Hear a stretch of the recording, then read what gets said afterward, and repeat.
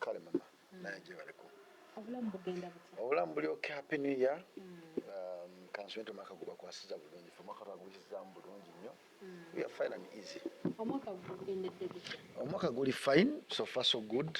Lwakuba tukyalina ebiwundu ku mutima, but end of the day tujja gutwaliriza mpolampola, slowly but sure. Ebiwundu radio bagiggala kyekisookera ddala. Ekyokubiri abantu bali mu kwetta. Ekyokusatu industry abatamanyi kuyimba bye bagifuga kati bwegambe omwaka guli ate gunakutegerekeka. But end of the day katusabe Katonda atuyambe nti omwaka guno ogujja abatamanyi kuyimba bave mu kuyimba. Obulamu buli fine. Buli fine nnyo nnyo, tetulinako buzibu. Tunoonya plan B ne plan C, but life ekya moving on. Tetulina tabode n'omuliro n'ogumu.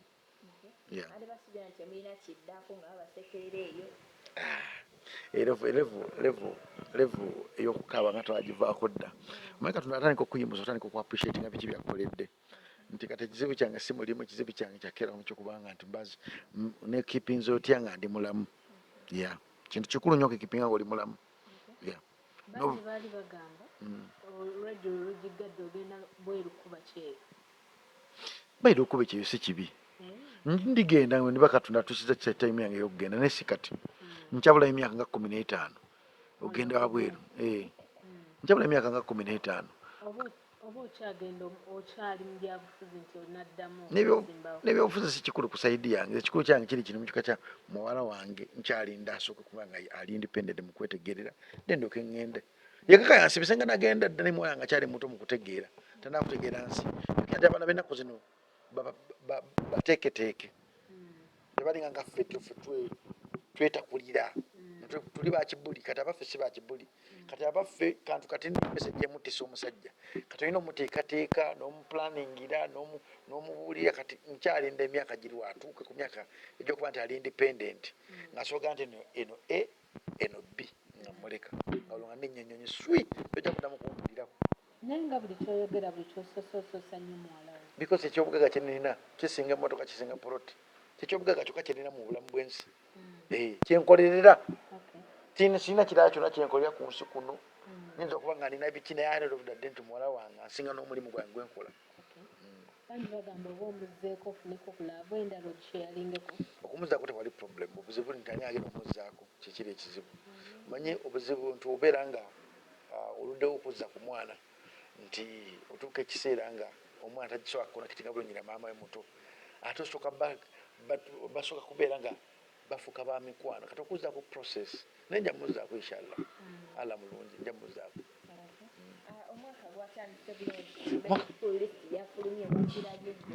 Bebe ku list nagirabye. It was Bebe ku list. Nade sisubira mu kipya kiri awo because the Bebe ku list yentegeera ye yendabamu y'ebintu tetosobola munenya because yentegeera ye. Mwe kasita omuntu akeera mu makina agona wagira NRM olina mulekera mu ngeri gy'ategeeramu n'omugala nti yentegeera yoyo kwamulekere waatyo. It was not a fair list because at the end of the day njaga nnyo abeere gentleman. Gentleman ye muntu promising ekintu n'akituukiriza. Last time yasuubiza ajja kuwa abantu amayumba. Guno oguweddeko talina nnyumba gy'agabye. So kiba kitegeeza ne lisiti ye tekyali relevant because he can't stand on his words. Bw'obanga oli musajja tasobola kuyimira ku bigambo bye. Kati nze kulwange mba sikuwa nnyo budde. Ane industry omunekera muwe budde. Because takyayimira ku bigambo bye. Emyaka gy'aliko gya bikolwa si gya bigambo. Kati alimba. Emyaka gy'aliko egy'okulimba gya mutabani we oli omuyimbi omenda Cedric simanyi because Cedric oyo omuyimbi oyo. Pepper Daddy kati gye myaka gye. Byakola kati bya Pepper Daddy. Kati emyaka gya Bebe Cool gya bikolwa. Action oyo icon wa East Africa. Icon wa Africa y'omu ku basajja abakyasinze okutunda ennyimba mu Africa ne mu East Africa. So alina okulivinga by ebikolwa bye. Legacy erina okweyogerera. Tewena gyogerera. Legacy erina kubyogera. Kati essaawa zino byali mukola tebyogerera legacy ye. Kinkwasa nnyo okuwulira nti Gagamel Band nga yalimu bw'omu bw'ati. Kati ebikolwa ne Bebe ku list bya kisiru. Essaawa zino nandibadde mmanyi nti Bebe ku list kugenda kubeerako ne Gagamel ng'alinako omuyimbi omu. Naye Pepper Daddy musajja ati muyimbi naye nga atali muyimbi. oba kati alimbanda bameka Pepper Daddy bambi naye nga kiko kiri nti Bebe Cool talina authority kati kwogera about music alina kukozesa bikolwa because emyaka gye wala kuseera givaamu kasooka looking at 40 there's something which you need waliwo ekintu kyolina okuteekawo ku mmeeza kati abantu saazo bali mu kulaba Uganda eterera etya ye ali mu simanyi gundi yayimbye bubi simanyi kezi yagenda kuba byeyo simanyi ebyo bya kisiru otegeera Christian wagirabye alina ennyimba zeyateeseeko nezatateeseeko beyataddeko be badde balina okugendako bawaliwo abantu labadde good in the musicians at least list ye nga ninaga nti yendowooza Bebe Cool tosaakira makyagigaana because yeyendabamu gyebirabo ebintu but end of the day mulimu abantu mu industry abakoze ennyo nga Kalo Nantonga akoze nnyo mulimu abayimbi abakoze nnyo but end of the day no omuyimbi oba tatambuliddwako amawulire Bebe Cool tamala ntina omuyimbi omuyimbi amala kutambulirwako nnyo amawulire ne bamwogerako ennyo Bebe Cool nakutegera nti omuyimbi but end of the day kyensuubira nga ye icon legend binako ebitiba bika mbimuwe essaawa zino yalibadde mu studio ng'ayimba n'ava mu nnyimba z'abavubuka n'ateka okuyimba ennyimba okuyimba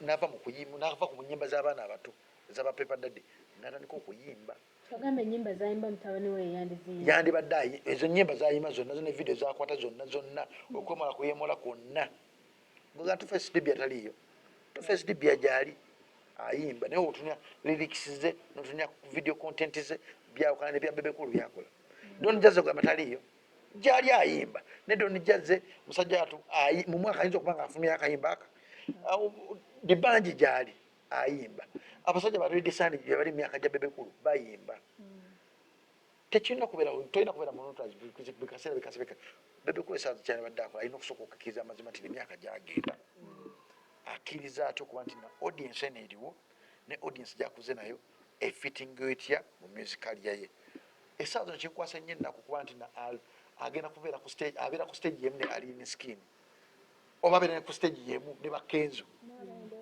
n'abendoosi Bebe Cool level yagivaako mulimu okubujjako omuntu nga teyeeraba nze Bebe Cool omulaba ng'omuntu mu mwaka yandibadde akolayo shege n'obutakolirako ddala Bebe Cool yandibadde essaawa zina alina abayimbi because esente azina esente zamala ng'agenda abweru okukwata vidiyo aziteeke mu Pepper Daddy ezo sente zamala ng'agenda abweru zirimu ennyimba za Pepper Daddy 4 omwaka Pepper Daddy zeyeetaaga Pepper Daddy wabanga mutabani we kale ayinza okuba mutabani we ajjamu kutogera kubanga naye taata teyamuyamba nnyo kiri awo kati akwateyo abantu abali mu industry abalala balina talent Kalo Nantongo Alien Skin bagamba batamanyi kuyimba abayigiriza okuyimba as simple as that naye kati Bebe Cool list eno nze nagitunuulidde ng'endaba tekyalina mugaso wakyagikola because naye kenyini takyamanyi kuyimba ate n'ekyokubiri kyali mukola kiri mu kumalamu abayimbi bato abalina talent tosobola kukeera kumakya kuŋŋamba ng'otuna list ye y'abantu mabitusi badde n'akayimba kaabwe kagaddayo omwaka tebaliiko wotunulya newunyisa nnyo okola nga ataddeko Dax Vibes ekyo kyabadde kyewunyisa ku saidi yange okagamba nti no famire eyo temanyi kuyimba ku lulwe because akayimba ka Dax Vibes kalina ka believe kasinga ennyimba za Pepper Daddy zonna zalina ekyo kyawufu nnyo kitegeera bw'abanga akayimba kamu ka Dax Vibes kasinga ennyimba za Pepper Daddy zonna omugatte kiba kitegeeza nti Dax Vibes asinga nani ate tuyita abayimbi Pepper Daddy tavaayo Dax Vibes avaayo because essaawa zino agaddewo omwaka n'akayimba kebayita believe ne vinka yemu kukola bwe badde esinga omwaka oguwedde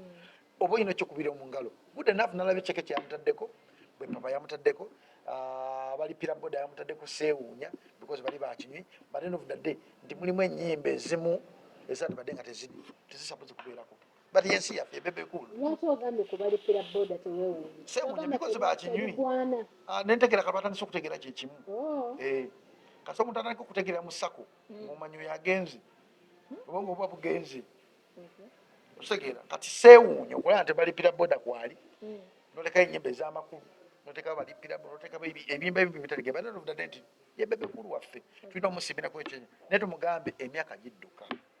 Time is money. Abasajja bonna kamiliyoni yakutte n'aleeta Gaza naye atufunye gwatuleetera. President Bobi Wine ali eno ali mu kuyamba abantu ku street naye afunayo ekintu ekyenjawulo kyakola eri society. Akola essomero kale eriyigiriza okuyimba because alina ettaka ddene ekiwatula eyo. Akola essomero alina kamera ekyasinza okubeera ey'ebbeeyi mu Uganda yakwata video ez'ebbeeyi batudaludala videos tugenda ku YouTube zifuna views emitwalo 2 kale kwegamba era gy'alimu nekyayimba tebikwatagana tebimakinga ng'akolako ki buyimba ki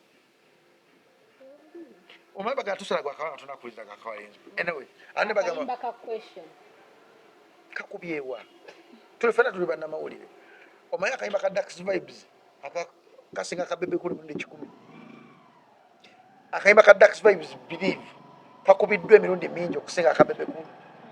Kale akayimba ka Nekalo Nantongo kakubidde emirundi mingi okusinga akayimba ka Bebe Cool. Kale katugambe oluyimba lwa Felicita lukubidde emirundi nyingi okusingiza Bebe Cool. Bebe Cool si kuzalawa, this is the reality. Bebe Cool muyimbi wa kabiri. I do believe that Bebe Cool y'omu ku bayimbi betulina mu Uganda, but Bebe Cool alina okukkiriza amazima nti music yakyuka.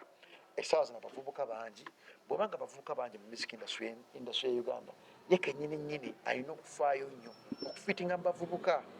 Tekimuggyako keera ku makya kuteeka mu gagamero omwana omuvubuka omwaka guno omwana omuvubuka omwana omulenzi omuvubuka bayidifike nabo bakuze idifike takyali mwana muto ali mu 30+ kiba kitegeeza nti no idifike ne rigimu entasobola kulwana nayo kiba kitegeeza nti Bebe Cool alina okuddako ku drawing board ne mu gagamero agikole refreshment agikyusa ebintu bingi naye nga weekyusizaamu mpola ye kati akozesa amaanyi g'alina tugeze nti Bebe Cool mu gagamero ajja kuwayo abantu be abali mu gagamero kola beejo naye akoleyo oluyimba lumu twagala ennyimba 2 za Bebe Cool omwaka zimala zimala akole ne concert ye jajja okuyitiramu aba NRM bamuwagire kimala takyalina kipya kyagata mu industry.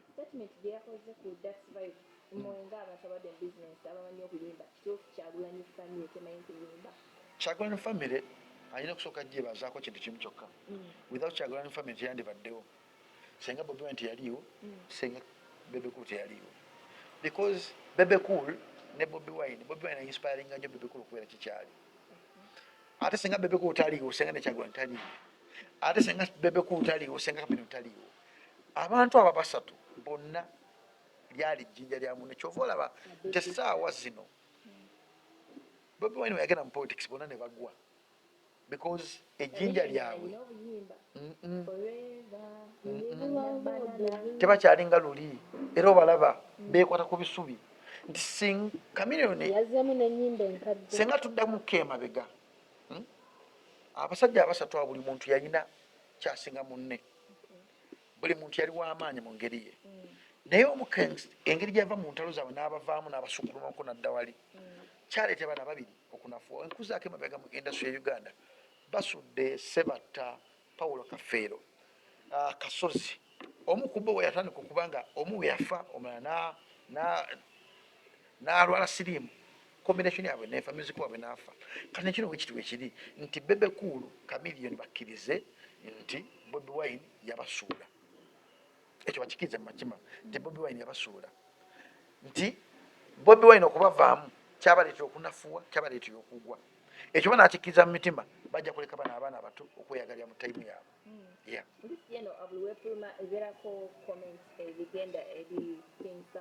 And this time around the organization has been struggling and the family has been mugamba abayambe to see that things are get back to normal. Era mu nyimba za King Saha yagambye mani lokawe bikoze ebiseera 1.5.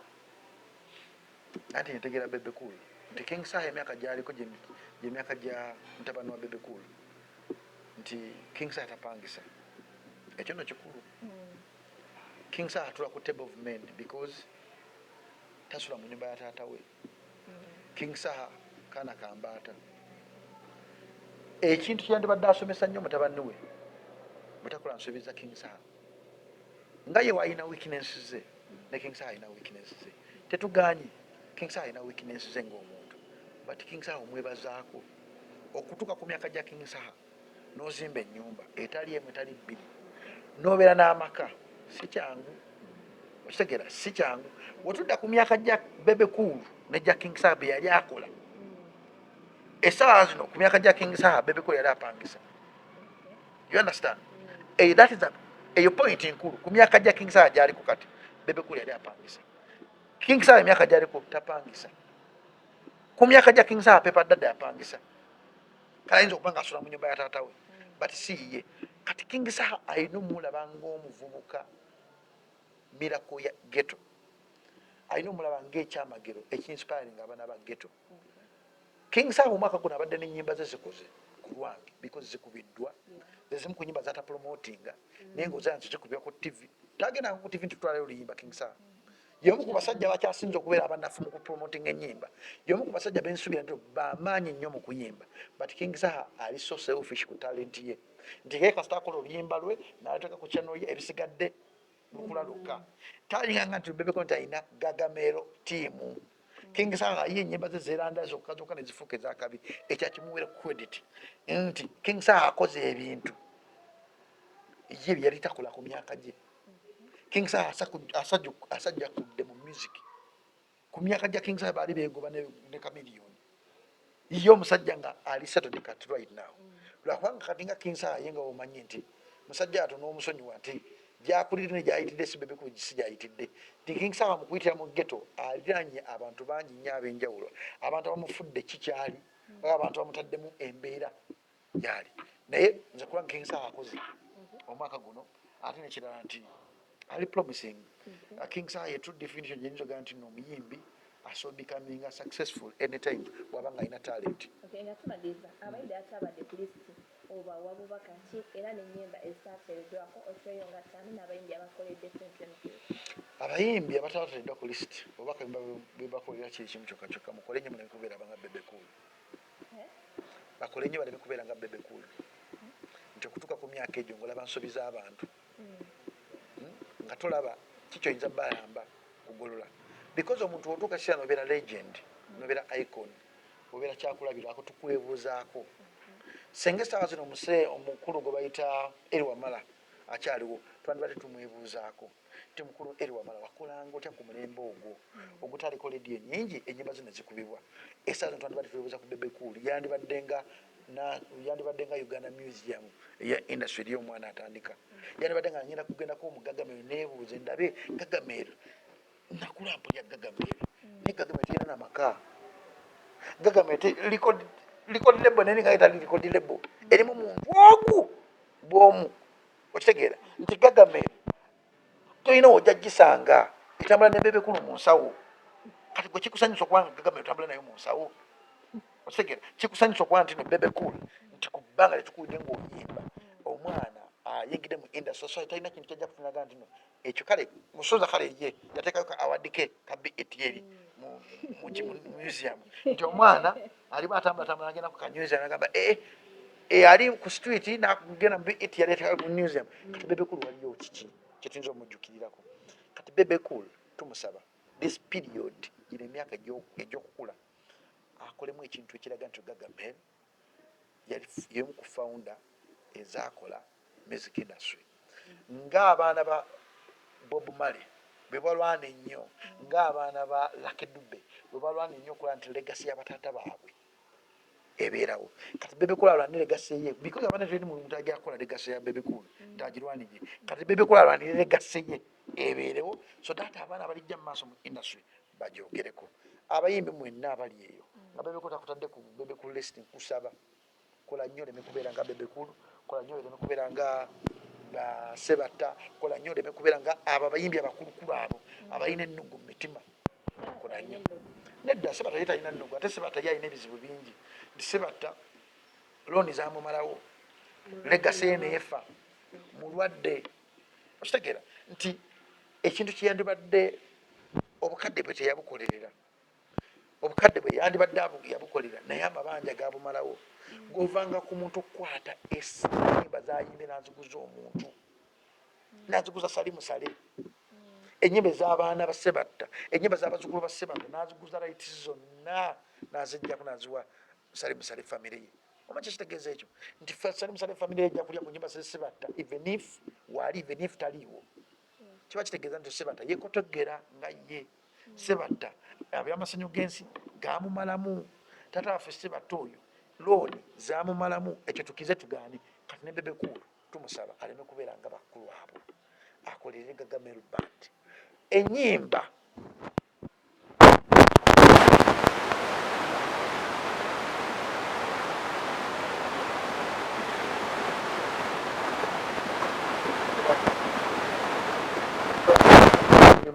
basegirinya mu video olimba lwakabi olwo naye tumusobola ddongerako because talina makulu adamulana talina makulu naye senga afa wano mutali kudduzanya ku TV. Ekyennaku ekiriwo nti ennyimba ezitalina makulu zibeera mu mainstream, ezitalina makulu zibeera eyo nga ziyita eyo mpolapola. But end of the day nti industry yaffe gye tulimu nti n'abantu bakyuka ligimu yakyuka oba ligimu ekyuse tulina kukola tutya. Abasajja balina otutaasa ba Bebe Cool ate ba Bebe Cool balina otutaasa ate batuze emabega ate naffe tuva ba audience. Kyannaku nnyo yagenze n'akwata ku bannamawulire bannange badikiteta maapa bakakalaamu kintu kyampisiza ne mugamba muli mu butongo bwange mama Bebe Cool yalikuwa bweruweru amawe Amerika nene ndebuuza mama Bebe Cool yamagena mu Amerika bannayuganda ne baagala kumukomyawo okufaana ndabwe gwafuuse musango mukulu Bebe Cool yanzanyira nga tunakera amaca tubuulira ebitulemye mu mwaka Tereza Gagamel family Tereza Pepper Daddy kutwala ayimbe Bebe Cool nonya abantu kira oyimbe Bebe Cool va mpalapase tandika okuyimba kyakola ali mukumana mu bantu maanyi ye tayimba anti tayimba atali mu kuyimba Bebe Cool ali mu kuyimba Bebe Cool omumanyi obaoyaga kumanya Bebe Cool nti amanyi okuyimba genda owulize ennyimba ze bayita ogenzi genda owulize oluyimba lwe bayita love you every day genda owulize oluyimba lwe bayita nasalawo genda owulize ennyimba lwe bayita love letter. Bebe Cool ayina amanyi okuyimba ayina talent wakanga ayina emuzimu ogumutambulirako omuzimu ogutagala oba gumutagala afuuke wakabi oba omuzimu ogutagala afuuke legendary oba legacy yenga gwagala gufiiraawo. Bebe Cool genda oyimbe funa abantu bakuwandike genda epasa akuwandikire ku buyimba genda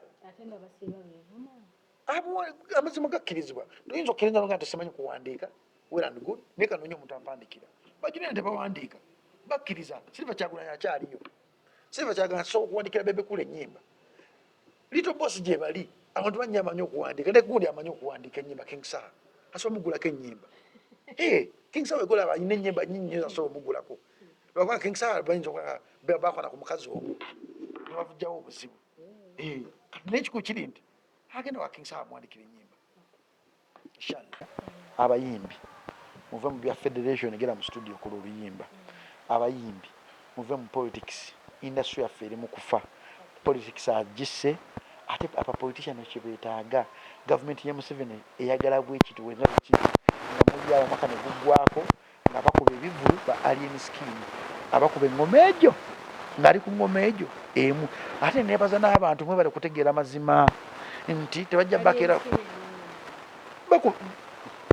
bakoze kwacho festival nakutte kutema nenga ne bano wacho abantu tebawa value baba katonda akuwadde akadde kawe value ali nsikina akadde ke katonda kamwaleta kawadde value wadde wategedde kyavudde ku kwacho festival batadde ka stage nga bakalinga ngo bakajje ka milioni 3 bakatadde wani bagenda kukola bayisa abantu basasula omutwalo gumu nebaza abantu obatebefula basiru abantu bona batagenze ku kwacho big up on yourself ne ali skin abasajja ba promoter abakozesa ensubi bagenda kusuula ate bajja okuddako bakugeye alien skin badde okutta ekintu kyo bulungi nnyo naye abasajja bagenda kutomeza bale mu kusuula ate bagenda kusuula ze bye byange.